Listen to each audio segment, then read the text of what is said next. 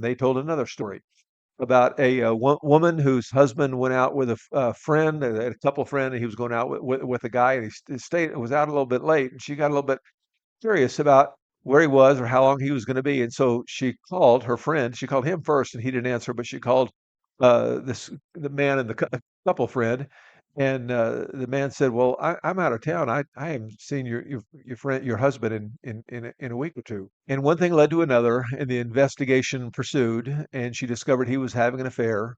And what a heartbreaking moment! But he was disciples and he repented of his sin and they got back together and it was a happy ending. And what I want to tell you is every story does not have a happy ending like that. And I don't spend a lot of time on this. I don't try to keep it a secret. I've actually written a book on this, but my story was I prayed and prayed and prayed and prayed and prayed and worked and studied and went to counseling and read books and so on. And after 18 years of marriage, my first wife told me she didn't want to live with me anymore. And I had had my faults, and she had her faults. And there's plenty of blame to go around, and I'm not here to get into that, except to say that sometimes you pray and you pray and you pray, and sometimes a story does not have a happy ending.